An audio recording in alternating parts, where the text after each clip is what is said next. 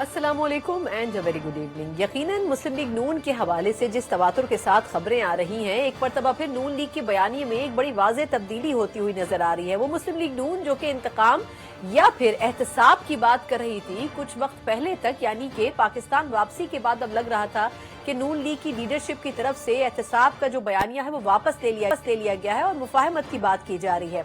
मगर हमने देखा कि एक मरतबा फिर नवाज शरीफ साहब उसी एहतसाब की बात दोहरा रहे हैं। क्या वाकई ये तब्दीली वक्ती है या फिर ये इलेक्शन के हवाले से कैंपेन का हिस्सा है, या फिर सही मायनों में जो नवाज शरीफ साहब की ख्वाहिश है उसी का एहतमाम किया जा रहा है? यकीनन नून लीग की जो पॉलिसी है हतमी तौर पर आने वाले कुछ दिनों में वाज़ेह हो जाएगी। लेकिन दूसरी तरफ हम ये भी देख रहे हैं कि साइफर के हवाले से जो केस बड़ी सुस्त रफ्तारी के साथ चल रहा था, जब एक टाइम फ्रेम रखा गया उसके बाद जिस स्पीड से ट्रायल बढ़ रहा है आगे, तमाम तर तहफ़्फ़ुज़ात के बावजूद पीटीआई के उस ट्रायल की जो स्पीड है उसमें किसी तौर कमी नहीं आ सकी है। और न सिर्फ ये कि फर्द जुर्म आयद कर दी गई है साबका चेयरमैन पीटीआई के ऊपर, बल्कि अब ये भी देखने में आ रहा है कि तमाम तर केसेस में जो रफ्तार है ओवरऑल वो काफी तेज हो गई है। क्या वाकई पाकिस्तान तहरीक इंसाफ के जो बानी चेयरमैन हैं वो इन तमाम केसेस को सामने रखते हुए उस हद तक तो रिलीफ की खैर उम्मीद नहीं कर सकते हैं जो नवाज शरीफ साहब को मिल रही है, लेकिन क्या इलेक्शन में पाकिस्तान तहरीक इंसाफ अपने कायद को बचाने के लिए केसेस में उलझ के रह जाएगी, या फिर सही मायनों में इलेक्शन कैंपेन में जा सकेगी या फिर नहीं? क्योंकि न सिर्फ साइफर केस आगे बढ़ रहा है बल्कि तोशाखाना केस में भी जो डेवलपमेंट हो रही है उसमें भी उनकी अबूरी जमानत आज खारिज कर दी गई है। लेकिन इन तमाम मामलात को मद्देनजर रखा जाए तो उसके बावजूद भी कहने वालों की यह राय है कि जो पाकिस्तान तहरीक इंसाफ की पॉपुलैरिटी है उस पॉपुलैरिटी की वजह से बहुत सी जमातों की नींदें हराम हो चुकी हैं। लेकिन देखना यह होगा कि ग्राउंड रियलिटी पे क्या वाकई इंतखाब के नाम पे वोट उनको पड़ता है या फिर नहीं। लेकिन आईनी तौर पर जो मसाइल दरपेश हैं उसी के ऊपर प्रोग्राम के पहले हिस्से में बात करेंगे। इस पर बात करने के लिए supreme court bar Abid Zubairi साहब हमारे साथ मौजूद है। आबिद साहब सर बहुत शुक्रिया आपके कीमती वक्त का। सिर्फ सबसे पहले तो ये बताइएगा कि साइफर केस के ऊपर बड़ी तहफ़्फ़ुज़ात हैं पीटीआई की वकला टीम के, फिर ये कि जिस तरह वो केस परस्यू किया गया, इस्लामाबाद हाई कोर्ट ने एक अलग डिसीजन दिया, लेकिन फिर जो कोर्ट थी, जो खुसूसी अदालत बनाई गई थी, उन्होंने उस डिसीजन को एक्सेप्ट नहीं किया बल्कि उस ट्रायल को जारी रखा। अब फर्द जुर्म आयद हो चुकी है शाह महमूद कुरैशी साहब के ऊपर भी और इमरान खान साहब के ऊपर भी। एक्सपेक्टेशन आपको क्या लगती है कि क्या वाकई वो तमाम जो लवाजमात हैं उस केस के और उस ट्रायल के वो पूरे किए जा रहे हैं कोर्ट की तरफ से? बिस्मिल्लाहिर्रहमानिर्रहीम, बहुत शुक्रिया। मैं नहीं समझता कि उसमें जो सारे इंसाफ के सारे पैमाने हैं वो पूरे किए जा रहे हैं।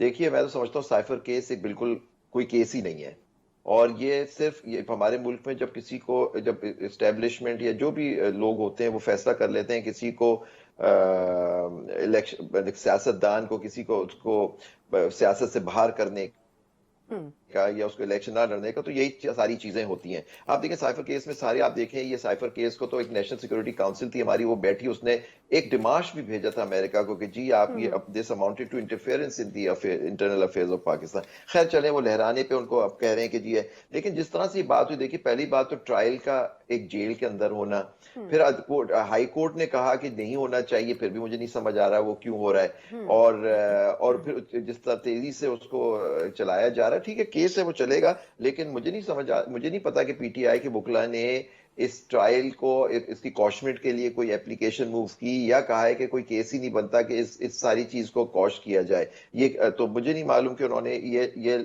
तरीकाकार इख्तियार किया है जो कानून उनको इजाजत देता है इस चीज की। तो अब आप फरमा रही कि आज उन पे फर्द जुर्म भी आयद हो गई इमरान खान साहब पे और शाह महमूद कुरैशी साहब पे, तो ठीक है अब होगी। अब उनका अब प्रोसिक्यूशन को अपने जो है वो अपने गवाहान लाने पड़ेंगे दिखाने के लिए कि ये ऑफिशियल सीक्रेट्स एक्ट की वायलेशन हुई है या नहीं हुई है। और लेकिन जिस तरह से जो आजकल हालात मुल्क में चल रहे हैं और जो अदलिया का हाल है, बहुत माजरत के साथ और पूरी विद अटमोस्ट रिस्पेक्ट, मैं समझता हूँ कि इंसाफ मिलना इस वक्त इस मुल्क में सियासी आदमी को या उसका बड़ा मुश्किल है जी, अगर एस्टेब्लिशमेंट उसके खिलाफ है। और तो जुडिशरी का रोल, जो हमारी अदलिया है, उसका रोल भी उस पर बड़ा सवालिया निशान है। अच्छा, लेकिन सर एक और अहम डेवलपमेंट जिसका मैंने अभी इंट्रो में तो जिक्र नहीं किया लेकिन उस पर बात करनी बड़ी जरूरी है, और वो है फौजी अदालतों में सिविलियन ट्रायल का केस। सुप्रीम कोर्ट में जब ये आज सुना गया तो उसमें सिविलियन ट्रायल की मशरूत इजाजत दी गई है और ये भी कहा गया कि इसके ऊपर अभी मजीद बात होनी भी बड़ी जरूरी है। تو ایک طرف یہ کتنا تھریٹننگ ہو سکتا ہے جو واقعات تھے مئی سے جڑے پاکستان تحریک انصاف کے لوگوں کے، ابھی بڑی تعداد میں لوگ جیل میں بھی اس حوالے سے ہیں، پھر ایک ایکسپیکٹیشن بڑی تھی کہ شاید اب وہ سویلینز کے ٹرائل نہیں ہو سکیں گے ملٹری کورٹس میں، لیکن یہ جو آج ڈیولپمنٹ ہوئی ہے سپریم کورٹ میں، سے آپ کو کیا لگتا ہے کہ کیا واقعی ہم واپس اسی طرف جا رہے ہیں، یا یہ دباؤ ہے اسٹیبلشمنٹ کا یا حکومت کا کہ یہ ٹرائل ایونچولی ہونا ہے سویلینز کا ملٹری کورٹس میں اور اس فیصلے کی طرف جانا ہے؟ تو کیا عدلیہ کا جھکاؤ اب اس فیصلے کی طرف آپ کو جاتا ہوا نظر آ رہا ہے آنے والے دنوں میں؟ جی بالکل، میں سمجھتا ہوں کہ آج یہ جو آج یہ دیکھیں، اب یہ عبوری آرڈر ہے، مطلب اٹ از اے سسپینشن ہوئی ہے آرڈر کی، یہ کوئی حتمی فیصلہ نہیں دیا ہے سپریم کورٹ نے، جنوری میں اس کی ہیئرنگ رکھ دی ہے، لیکن میں سمجھتا ہوں کہ آج اس مشروط اجازت دینا بھی اور سویلینز کا، کیونکہ دیکھیں 40 دن ہو گئے تھے اس فیصلے کو آئے ہوئے، اس فیصلے میں تھا کہ جو 103 افراد ہیں ان کو ٹرانسفر کیا جائے، ان کا ٹرائل اینٹی ٹیررزم کورٹ میں چلے، لیکن آپ دیکھیں جن کی تحویل میں تھے، فوج کی تحویل میں تھے، نہ اس آرڈر پہ، جبکہ سسپینشن نہیں تھی اس آرڈر کی، اس پہ کوئی عمل درآمد نہیں ہوا، ان لوگوں کو ٹرانسفر نہیں کیا گیا، تو نیچرلی آج آرڈر ہوا، اس کو سسپینڈ کر دیا۔ میں سمجھتا ہوں کہ یہ آج ہماری عدلیہ کی تاریخ میں اور میں سمجھتا ہوں کہ آج ایک بڑا افسوسناک دن ہے۔ ایون آرڈر ٹیمپرری ہے، لیکن میں سمجھتا ہوں کہ سویلینز کا ٹرائل ملٹری کورٹس میں کرنا بالکل ناجائز ہے۔ آپ دیکھیے یہ 21D ٹھیک ہے، اس کے 3 حصے تھے۔ 21D میں تھا کہ ٹیررسٹ کے کچھ جو اس کے سکوپ میں ان لوگوں کا کورٹ مارشل ہو سکتا تھا، لیکن وہ بھی لیکن اس کے اندر بھی دیکھیے، جب یہ شک تو اس وقت بھی موجود تھی 2015 میں، جب 21ویں ترمیم آئی اور پھر 23ویں ترمیم آئی، تو اس ترمیم کی کیوں ضرورت پڑی تھی؟ پارلیمنٹ نے ترمیم پاس کی تھی اور اس میں انہوں نے کہا تھا کہ جی 2 سال کے لیے ہم ٹیررزم کورٹس بناتے ہیں، ملٹری کورٹس ان کے ٹیررزم کے کیسز سنیں گے، پھر اس کو 2 سال کی ایکسٹینشن ملی، تو نیچرلی اس سے ثابت ہو رہا تھا کہ 21D جو تھا اس کے تحت نہیں ہو سکتا تھا سویلین کا ٹرائل، ورنہ پھر کیا ضرورت پیش آئی تھی؟ وہ ہماری اینٹی ٹیررزم لاز ہی اس لیے بنے ہوئے۔ یہ کہنا کہ ہمارا جو مین موقف ہے، بارز ایسوسیشن، بار کاؤنسل کا، پاکستان بار کا بھی میں اس وقت بھی سٹنگ ممبر ہوں، ہمیشہ یہ ہمارا وہ موقف رہا ہے کہ پیرلل جوڈیشل سسٹم نہیں ہو سکتا، اور یہ جو کورٹ مارشل ہوتا ہے پیرلل جوڈیشل ہوتا ہے، یہ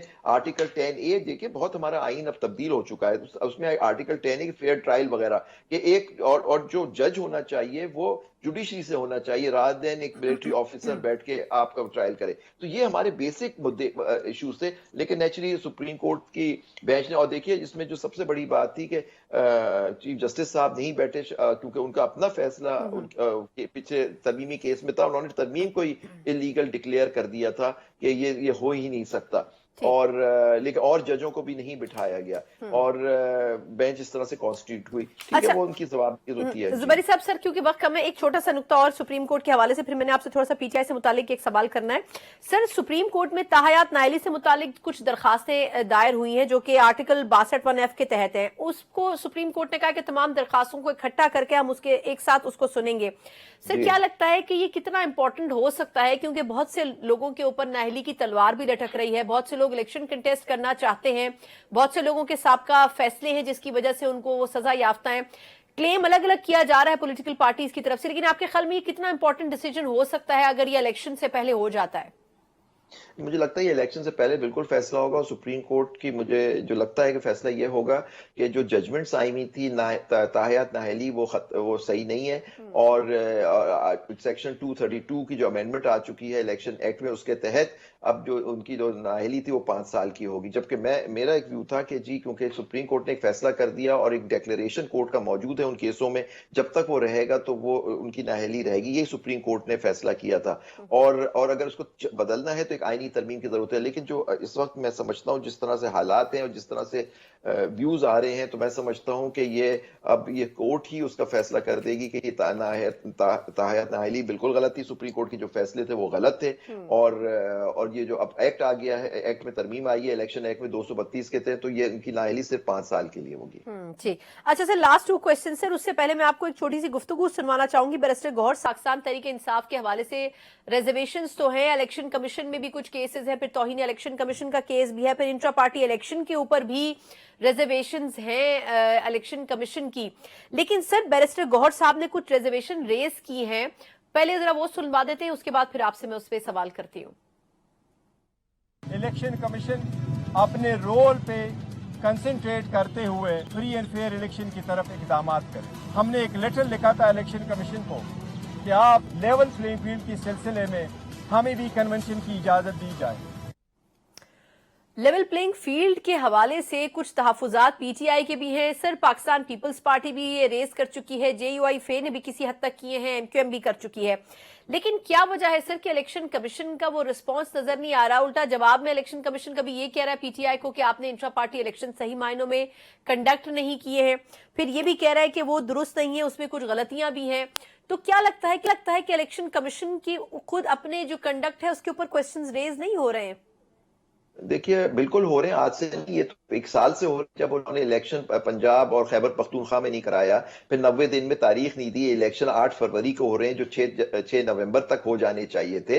इनका इन्होंने खुद आइन और कानून तोड़ा, और ये खुद अच्छा, और बाकी जितनी पार्टीज हैं उनके इलेक्शन के बारे में आज तक हमने तो कभी नहीं सुना कि इलेक्शन कमीशन ने कोई उस पर एक्शन लिया हो, लेकिन इनके ऊपर देखिए एस्टेब्लिशमेंट ने फैसला कर लिया है, इलेक्शन कमीशन उसका हिस्सा है, मैं समझता हूँ। उनका फैसला है कि जी इस पार्टी को देख, वो तो कन्वेंशन, क्या आप देखिए पीपल्स पार्टी जरूर कह रही है लेवल प्लेइंग फील्ड नहीं मिल रही, लेकिन उनके जलसों, उनके उस पर कोई पाबंदी नहीं है। ये लोग तो करके दिखा दें कोई जलसे, या इनका कोई टिकट अभी होल्डर आ जाएगा वो तो उठा लिया जाएगा। तो ये इनको तो बिल्कुल प्लेइंग फील्ड की बात ही नहीं है, तो इलेक्शन में हिस्सा ही नहीं सकते, इनके पास फील्ड ही नहीं है। ये लेवल प्लेइंग फील्ड तो दूर की बात है। गौर साहब को अगर बात करनी तो कह लें जी हमारे पास तो फील्ड ही नहीं मिल रही हमें इलेक्शन लड़ने की। लेवल प्लेइंग फील्ड तो बाकी पार्टीज को जो सिस्टम का हिस्सा रहेंगी, ये सिस्टम के हिस्से में नहीं रहेंगे। ये तो दुरुस्त है, लेकिन जुबैरी साहब, सर लास्ट क्विक कमेंट कि क्या आपको लगता है कि ये इंट्रा पार्टी इलेक्शन के बेस के ऊपर क्या बल्ले का निशान पीटीआई से ले लिया जाएगा, क्योंकि एक नामालूम पार्टी ने ऑलरेडी बल्ले के निशान के लिए रुजू कर लिया इलेक्शन कमीशन से?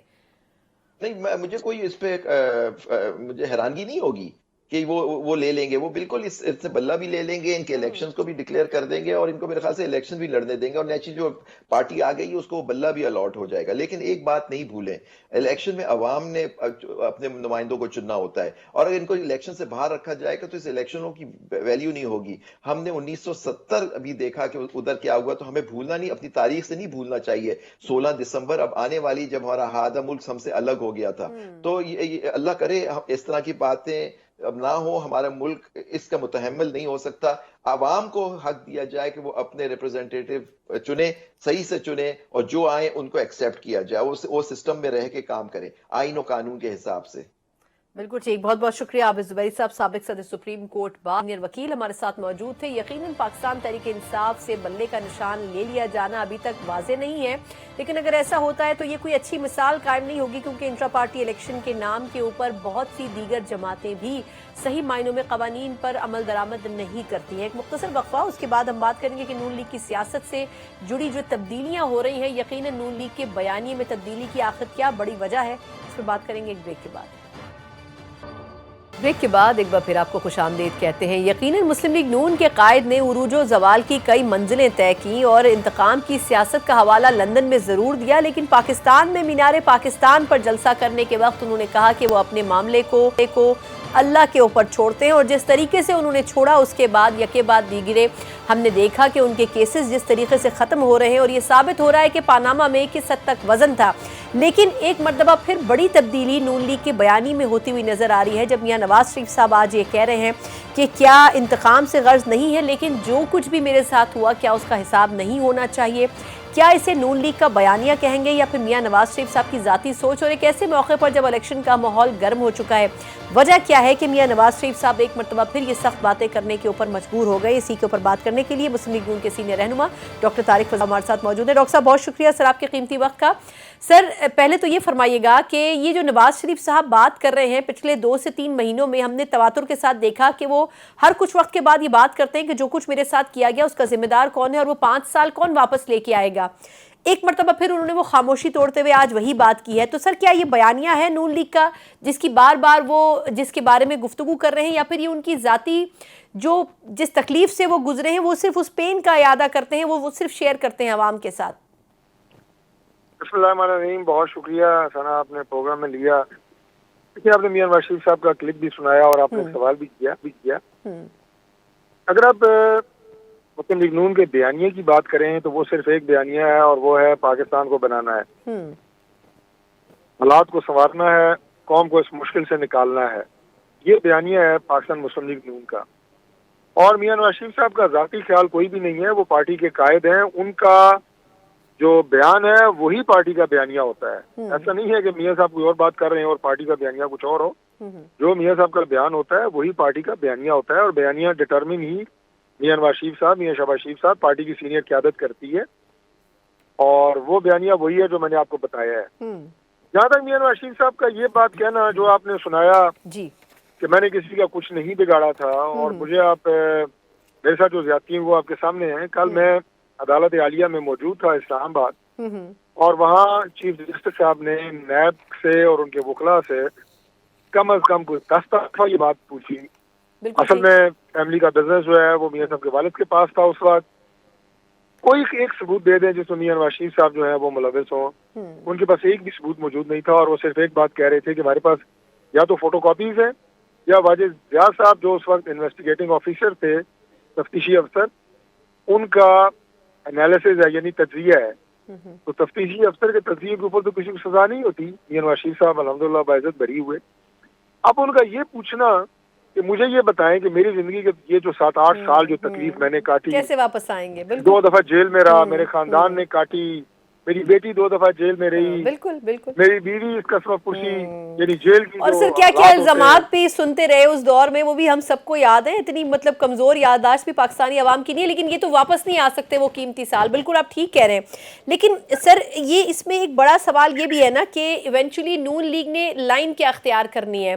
دیکھیں معذرت کے ساتھ جب وہ لندن سے نکل رہے تھے تب بھی انہوں نے یہ بات کی تھی کہ سابقہ آرمی چیف, سابقہ DGI ان لوگوں کا احتساب ہونا چاہیے. بات اگر دیکھی جائے تو درست ہے, لیکن پھر پیپلز پارٹی نے بھی ان کو مشورہ دیا کہ اگر آپ نے پاکستان کو دیکھنا ہے تو چھوڑ دیں آپ ماضی کی ان باتوں کو, اور میاں صاحب نے چھوڑا بھی. اب فائنلی کیا ڈیسائیڈ ہوا ہے نون لیگ کی پالیسی میں کہ آخر چلنا کس پالیسی کے ساتھ ہے؟ دیکھیے پالیسی میں نے آپ کو بتایا ہے میاں نواز شریف صاحب کی اور پارٹی کی. ملک کو بنانا ہے, پاکستان کو مسائل سے نکالنا ہے, قوم کو مسودہ حال کرنا ہے. یہ ہماری پالیسی اور بیانیہ ہے. باقی احتساب کے عمل کے لیے محکمے موجود ہیں, اگر کسی کا ہاتھ اس میں آتا ہے تو ضرور آئے. ہم نے اپنا مین کام چھوڑ کے وچ ہنٹنگ نہیں کرنی.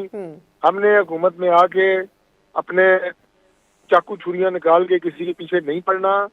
ہم نے کوئی ایسا کام کہ جس سے آپ کا فوکس ہٹ جائے, جو آپ عمران خان کے دور میں دیکھتے ہیں کہ نعرہ تبدیلی کا, لیکن اصل میں سیاسی مخالفین کو جیلوں میں ڈالنا, ان کے خلاف جھوٹے مقدمے بنانا, عملی طور پہ ان کی سیاست کا محور رہا ہے. وہ ہمارا نہیں ہوگا. یہ بات بارہا دفعہ ہم کر چکے ہیں. لیکن میں بالکل یہ بات آپ کی مانتا ہوں کہ میاں نواز شریف صاحب کی زندگی کے وہ 7-8 سال واپس نہیں آ سکتے. جو تکلیف میں انہوں نے گزارے اس کا ازالہ نہیں ہو سکتا. لیکن ان کا یہ کہنا کہ جن لوگوں نے بغیر کسی وجہ کے مجھے اس طرح کی اذیت دی, اور میاں صاحب اپنی اذیت کی بھی بات نہیں کرتے, وہ یہ کہتے ہیں کہ ان 7-8 سالوں میں ملک کہاں چلا گیا, اس سوال کا جواب دیں. کیا ان کرداروں کے بارے میں کوئی بات چیت ہونی چاہیے؟ یہ پوچھنا تو حق بنتا ہے. بالکل یہ مطلب نہیں ہے کہ وہ کہہ رہے ہیں کہ میں فلاں کو لٹکاؤں, فلاں کو اندر کروں, فلاں کے خلاف کارروائی شروع کر دوں. لیکن بات یہ ہے کہ ہمیں ان چیزوں سے نکلنا پڑے گا. اپنی ماضی کی غلطیوں کا ذکر کرنے کا مطلب یہ نہیں ہوتا کہ آپ کسی کو پھانسی دینے کا مطالبہ کر رہے ہیں. ہم نے 1971 میں ملک کھو دیا. آج اگر ہم یہ جائزہ نہ لیں کہ وہ کیا ہماری غلطیاں تھیں جس کے تحت ہم نے 71 میں اپنا ملک کھو دیا تھا, تو میرا خیال ہے کہ یہ زیادتی ہوگی. آج ہمیں اس سسٹم کے اندر موجود ان خرابیوں کی ذکر تو کرنا چاہیے. اچھا ڈاکٹر صاحب, لیکن کام اپنا نہیں چھوڑنا چاہیے. وقت تھوڑا سا کم ہے. نہیں بالکل ٹھیک ہے آپ کا پوائنٹ. جی سر پوائنٹ آپ کا آ گیا. میں اب چھوٹا سا سوال سر وہ یہ کہ ابھی کیا لگتا ہے آپ کو کہ جس طرح کل عزیزیہ ریفرنس کے حوالے سے نواز شریف صاحب کی اپیل بھی بحال ہوئی ہے, اور اس سے پہلے ایون فیلڈ میں بھی بڑی ڈیولپمنٹ رہی, تو آپ کو لگتا کیا ہے کہ الیکشن سے پہلے میاں صاحب کے تمام کیسز اس حد تک کلیئر ہو جائیں گے کہ وہ الیکشن کنٹیسٹ کر سکے؟ نون لیگ کتنی پر امید ہے؟ دیکھیے ہم پر امید اس لیے ہیں کہ میاں نواز شریف صاحب نے کوئی قصور نہیں کیا. کل کی جو میں نے آپ کو عدالتی کارروائی بتائی پوری قوم نے دیکھی, چیف جسٹس صاحب کے سوالات اور نیب کے جوابات. میاں صاحب بے قصور ہیں. میاں صاحب پہ الزام پاناما کا لگایا گیا اور میاں صاحب کو گھر اقامہ کی بنیاد پہ بھیجا گیا. تو ہم پورے پر امید ہیں کہ اگر کوئی بھی کوئی کا دکا چیز رہ گئی ہے, ویسے تو جو کیسز ہیں وہ 90% سیٹل ہو چکے ہیں. اگر کوئی 10% کوئی لکونات رہ گئے ہیں تو وہ بھی انشاءاللہ سیٹل ہو جائیں گے. اب میاں نواز شریف صاحب کی جو تا حیات نااہلی کی بات کرتے تھے, ابھی وہ جو کیس سپریم کورٹ میں لگا ہوا ہے وہاں پہ جو چیف جسٹس صاحب اور دیگر جج صاحبان کے جو ریمارکس ہیں وہ سامنے آ رہے ہیں. یہ کون سی نیالی ہے کہ کئی ایسے ہیویس کرائمز ہیں اس میں تو کوئی نیالی اور اس طرح کی بات ہے ہی نہیں. اور یہ کون سی نیالی ہے کہ تاحیات آپ کسی فرد کو کسی ایسے جرم پہ جو ابھی تک میں یہ کہوں گا کہ کنٹروورشل ہے اس پہ آپ اس کو تاحیات نااہل کر دیں.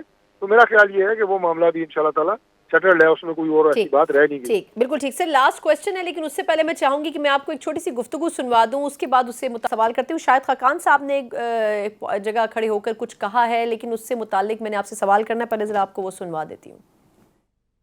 سیاست اقتدار کے لیے ضرور ہوتی ہے لیکن اقتدار برائے اقتدار نہیں ہوتی. جب سیاست کا مقصد صرف اقتدار رہ جائے پھر معاملہ بنتا نہیں. مجھے آج اقتدار کی سیاست نظر آتی ہے, اس کا حصہ میں نہیں بننا چاہتا. یہ الیکشن کچھ نہیں دیں گے, یہ الیکشن کچھ نہیں دیں گے اور اقتدار کی سیاست ہو رہی ہے. لیکن دوسری طرف سر پیپلز پارٹی بھی یہ کہہ رہی ہے کہ سیاسی اختلافات بلا کر ہمیں چیلنجز سے نمٹنا چاہیے.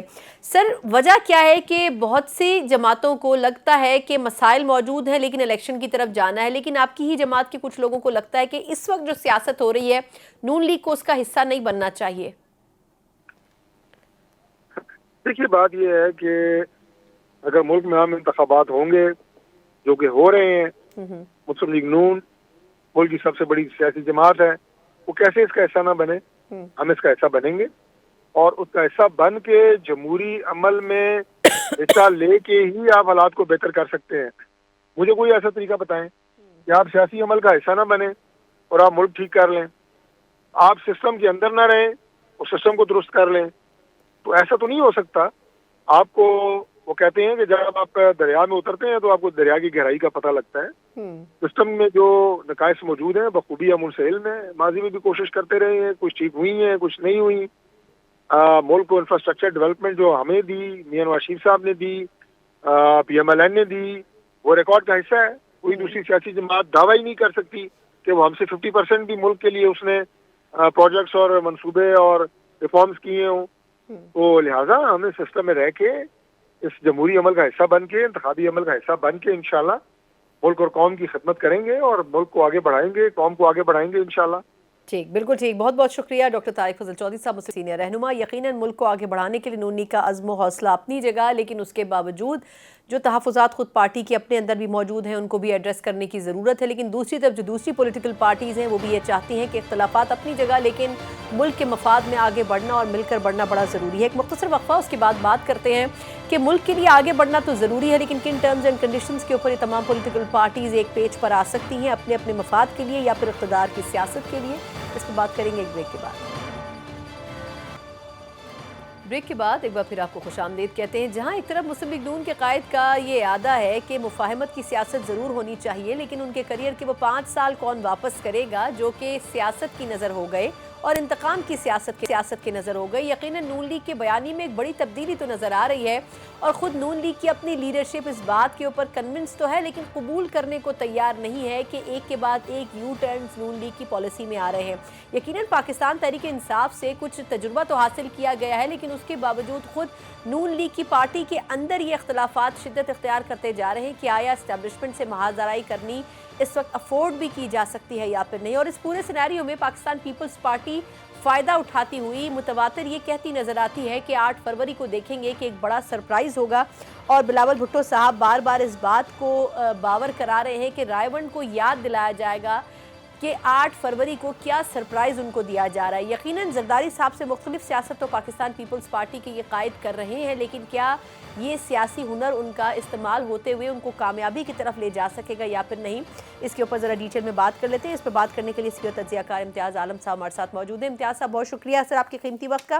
سر پہلے تو ایک سوال کہ یہ جو نواز شریف صاحب ہیں جب لندن سے نکلتے ہیں تو کہتے ہیں کہ تمام سابقہ جرنیلوں کا احتساب ہونا چاہیے جنہوں نے ان کے خلاف مقدمات بنوانے میں معاونت کی, لیکن پاکستان پہنچ کر یہ کہتے ہیں کہ میں نے سب کو معاف کر دیا اور معاملہ اللہ پر چھوڑ دیا. آج ایک مرتبہ پھر یہ کہہ دیتے ہیں کہ میرے ساتھ جو کچھ ہوا اس کا حساب تو ہونا چاہیے. تو یہ پالیسی شفٹ بار بار کیسے نون لیگ کے اندر آ رہا ہے, یا یہ ان کی ذاتی رائے ہے یا یہ پارٹی پالیسی ہے؟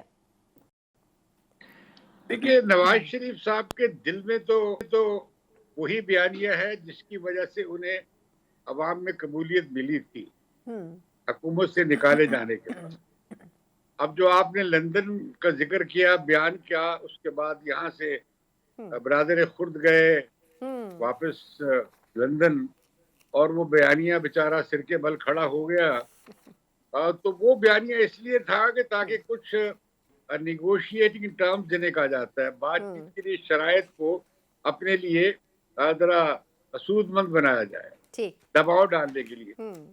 لیکن اس کے بعد جس طرح سے میں سمجھتا ہوں کہ حالانکہ جو میاں نواز شریف کے خلاف کیسز تھے یہ بڑے بوگس کیسز تھے، گھڑے گئے تھے اور سیاسی انتقام کا انہیں نشانہ بنایا گیا تھا، لیکن جس طریقے سے انہیں بری کیا گیا ہے یہ ونڈیکیشن کی بجائے گفٹ لگ رہا ہے اسٹیبلشمنٹ کا۔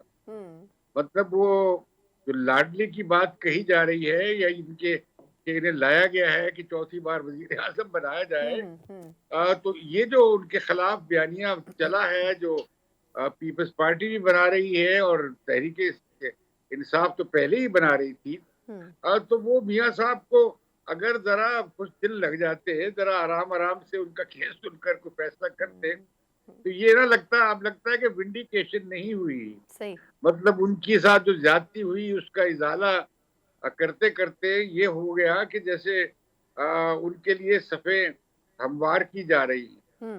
بیچ میں جب وہ بولتے ہیں تو وہ اس لیے بولتے ہیں کہ شاید وہ جو ٹرمز اور کنڈیشنز ہیں، جو شرائط ہیں، وہ اس پر وہ پریشان ہیں، اور اس کی یہ بھی پریشانی ہے کہ میاں صاحب کسی صورت میں لاڈلا بنتا اپنے آپ کو نہیں دیکھنا چاہتے، کیونکہ انہوں نے لاڈلے کے خلاف یعنی عمران خان کے خلاف بڑی مہم چلائی تھی، اور اب وہی القاب جو ہے لاڈلے کا اب ان کے سر پہ وہ تاج سج گیا ہے، اس سے وہ پریشان ہے واقعی، اور انہوں نے اس طرح کے بیانات اس لیے دے رہے ہیں کہ وہ لاڈلے نہ لگے۔ تو میں سمجھتا ہوں کہ بڑا میاں نواز شریف کی اور نواز لیگ کی ساکھ کو بڑا دھچکا لگا ہے پنجاب میں، سیاسی ساکھ کو۔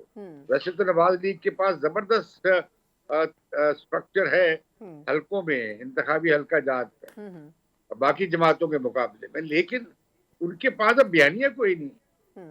البتہ ہم دیکھتے ہیں کہ بلاول کے پاس بیانیہ آ گیا ہے، وہ اب پرانے لاڈلے اور نئے لاڈلے کے دونوں کو ٹارگٹ کرتے ہوئے نہیں، لیکن امتیاز صاحب سر بیانیہ، معذرت آپ کی بات کاٹ رہی ہوں، بیانیہ تو آ گیا ہے لیکن ان کے سر پہ آشیرواد نہیں ہے ان کے والد کا۔ وہ کہتے ہیں ابھی وہ سیکھ رہے ہیں، پھر کچھ دنوں بعد وہ کہہ دیتے ہیں کہ نہیں وہ سیکھ چکے ہیں، یعنی یا تو وہ کنفیوزڈ ہے یا پھر وہ یہ ظاہر کر رہے ہیں کہ جو کچھ بلاول کہہ رہے ہیں وہ اس کو اون نہیں کرتے، یا پارٹی اس کو اون نہیں کرتی ہے۔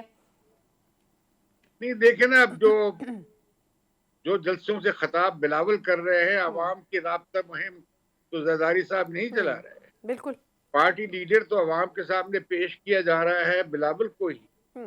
اب زرداری صاحب بیچ میں سے جو کانٹی لگاتے ہیں ان کے بیانیے پہ، اب وہ اس لیے لگا رہے ہوتے ہیں کہ شاید انہیں ڈر ہے کہ وہ پاور گیم سے نہ نکل جائے، لہذا وہ کبھی کہتے ہیں کہ ہاں میں بھی وزیر اعظم ہو سکتا ہوں، وہ بھی ہو سکتا ہے، کبھی کہتے ہیں وہ بچہ ہے، کبھی کہتے ہیں اسے ٹریننگ کی ضرورت نہیں ہے۔ میں سمجھتا ہوں کہ یہ جو بیک چینل پہ یا جو ڈرائنگ رومز کی جو سیاست ہے سازشی جوڑ توڑ کی، وہ پبلک ڈومین میں لا کر غلطی کی ہے آصف زرداری صاحب۔ انہیں بلاول کو اپنا مومنٹم میں چلنے دینا چاہیے۔ یہ پارٹیوں کے جو ہمیں مختلف پوزیشن نظر آتی ہے زرداری صاحب کی اور بلاول کی، جی یا میاں نواز شریف کے بدلتے بیانیے، تو یہ نظر آ رہا ہے کہ یہ پارٹیاں ایک طرف تو اقتدار کی جنگ میں شامل ہو کر اپنے ٹھیک، بالکل سر پوائنٹ آپ کا آ گیا، گینز کے لیے کام کرتی ہیں، دوسری طرف پبلک پریشر بلڈ کرتی ہیں۔ ٹھیک، امتیاز لیکن مسئلہ ان پارٹیوں کا یہ بن گیا ہے کہ بیانیہ تو صرف عمران خان کے پاس ہے، اب کچھ بیانیہ بلاول بلڈ کر رہے ہیں، لیکن نواز لیگ کے پاس تو مجھے بیانیہ نظر نہیں آتا، سوائے اس کے کہ وہ کہہ رہے ہیں کہ جی ہم نے دیکھیے 2017 میں کتنے تیر مارے، لوگوں کو 2017 یاد نہیں ہے، ان کی 16 مہینے کی حکومت یاد ہے۔ صحیح تو مشکل بن گئی ہے مسلم لیگ نواز کے لیے، مشکل بنی ہوئی ہے۔ اچھا، لیکن اس میں سر ایک اور امپورٹنٹ چیز بھی ہے، ایک پل ڈاٹ کا ایک سروے آیا اور اس میں کچھ انہوں نے درخواستیں بھی کی ہیں جو سیاسی جماعتوں کو انہوں نے خطوط لکھے، اس میں انہوں نے کہا ہے کہ جو سیاسی جماعتیں ہیں وہ نوجوان امیدواروں کا انتخاب کریں، یہ سیاسی جماعتوں کے لیے بھی بہتر ہے، سسٹم کے لیے بھی بہتر ہے، اور اگر ایسا کیا جائے تو تقریباً تمام بڑی جماعتوں کو انہوں نے یہ خط لکھے ہیں. تو آپ کے خیال میں سجیشن تو ان کی طرف سے دیا گیا ہے، لیکن جو پولیٹیکل پارٹیز ہیں اسپیشلی نون لیگ، وہ تو واپس الیکٹیبلز کی سیاست کی طرف جا رہے ہیں. تو کیا ہی اچھا نہ ہو کہ اگر نوجوان خون کو شامل کیا جائے سیاست میں، جس طرح بلاول ہے یہ بھی نوجوان خون ہی ہے، لیکن اب خود سیاسی طور پر ان کی جماعت میں وہ آزادانہ فیصلے کرنے سے قاصر ہے. میرا نہیں خیال کہ بلاول بھٹو اب قاصر ہیں. یہ ویسے ہی مرحلہ ہے پیپلز پارٹی میں قیادت کا. جس طرح بے نظیر بھٹو سامنے آئی تھی تو بیگم نصرت بھٹو بھی تھی، اور فائنلی پھر بے نظیر کو اپنی اماں کو گھر بھیجنا پڑا تھا. تو روزداری صاحب کو پیچھے ہٹنا چاہیے. یہ پبلک ڈسکورس میں ایسا نہیں ہو سکتا. یقیناً ان کے والد ہیں اور ان کے خیر خواہ ہیں، لیکن یہ پبلک پالیسی کے طور پہ یہ ٹھیک نہیں ہے. دوسری سوال آپ نے کیا پوچھا تھا؟ سر یہی کہ نوجوانوں کو سیاست میں آنا چاہیے. دیکھیے نوجوان تو موبیلائز کیے عمران خان، اور نوجوان جو ابھی نوجوان ہوا ہے گزشتہ 3-4 سال میں، وہ اس کی بڑی تعداد شہری علاقوں میں عمران خان کے ساتھ. اس کے علاوہ انہیں کچھ سیاست کا نہیں پتا ہے سوائے عمران خان کے، اور یہ بہت متحرک ہیں. اس کا کھلا اظہار ہم دیکھ رہے ہیں خیبر پختونخوا میں. میں سمجھتا ہوں کہ جنریشنل تبدیلی آنی چاہیے. پرانی نسل سے سیاست نئی نسل کے لوگوں کے پاس منتقل ہونی چاہیے. لیکن یہ جو پل ڈیٹ کی تجویز ہے یہ مجرد کتابی تجویز، یہ ہوتا ہے حقیقی سیاست کے اندر. مجھے لگتا ہے کہ کافی لوگ نئے آئیں گے پنجاب میں بھی اور خیبر پختونخوا میں بھی، اور خاص طور پر پی ٹی آئی کی پلیٹ فارم سے. تو مجھے لگتا ہے کہ 20s کے نوجوان اور 30s کے نوجوان زیادہ تر ہوں گے ان کے کینڈیڈیٹس کے طور پہ. بالکل صحیح. ویسے میں دیکھ نہیں رہا، مجھے لگ رہا ہے کہ تحریک انصاف کو باہر نکال دیا جائے گا، اس کا بلے کا نشان نہیں ہوگا. عمران خان کو سزا دے کے جیل میں رکھا جائے گا. اب تو ملٹری کورٹ بھی ماشاءاللہ بحال ہو گئی ہیں، یعنی ایک بڑی تبدیلی ہوتی ہوئی دیکھیں گے. بالکل ٹھیک سے. جتنا یہ کچھ ہو رہا ہے اس کا سیاسی اور نفسیاتی طور پہ اس کا جو عوام میں ریاکشن ہے وہ مختلف ہے. بالکل ٹھیک. سر اسی نوٹ کے ساتھ بہت بہت شکریہ امتیاز عالم صاحب آپ کے قیمتی وقت. تبدیلی کی بات تو پاکستان تحریک انصاف نے کی تھی، لیکن حقیقی معنوں میں تبدیلی کیا ہوتی ہے خود اس پارٹی کے اندر آنے والے ہفتوں اور مہینوں میں واضح ہو جائے گا، کیونکہ انتخابات کے لیے صحیح معنوں میں جو امیدواران ہیں اس میں اگر نوجوانوں کو چنا جاتا ہے تو پھر یہ فیصلہ عوام کریں گے کہ آیا انہوں نے پاکستان تحریک انصاف، نون لیگ، پیپلز پارٹی یا پھر کسی اور چوتھی جماعت کی طرف رجوع کرنا ہے. اسی نوٹ کے ساتھ پروگرام سے مجھے اجازت دیجیے. اللہ حافظ.